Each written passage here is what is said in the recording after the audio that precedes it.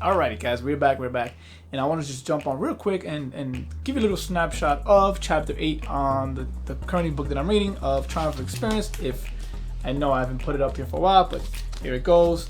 I'm into chapter 8. And chapter 8 was basically describing how we all have our own coping mechanisms, our own defenses, and how in life, depending on what we go through or what we actually encounter, how it affects us. Either we know it or we don't, right? It's very unconscious. And that really hit me hard because I know I have a lot of coping mechanisms that I would deal with. And it's very, very interesting to actually understand that we all have it and it's unconscious. So it's not like you're doing it on purpose. It's already ingrained in us and it's already something that we are not aware of it. And unless you actually become more, I would say,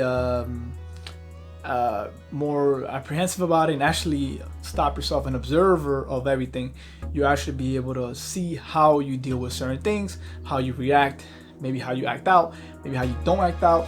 And he also gives different styles of coping mechanisms and how they all have different ways of showing up and why we don't realize it. So no problem, I'll be out there, okay?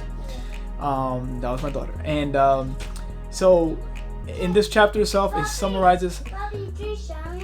Yeah, Papi's doing the challenge. Thank you.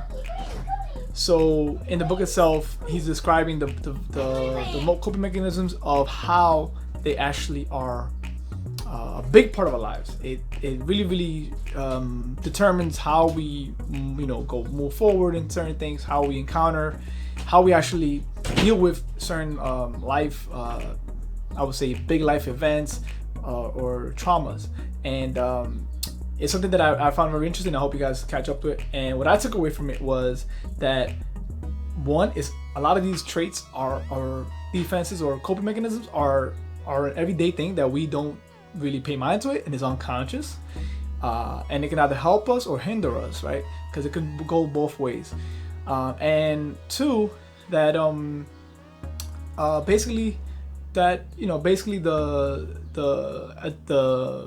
coping mechanism itself can be reversed and it can be adaptive, and it's adaptable to a certain environment. So whatever environment you're in, whatever you were raised in, whatever you grew up in, whatever environments you had to deal with, do structure you and kind of mold you into how you are going to be dealing with in life for future environments or future situations might arise. That comes from that, and it's all unconscious. So again, great takeaways in this chapter. Hope you guys read the book. If not, let me know what you guys think about what coping mechanisms you might have that you might not be seeing.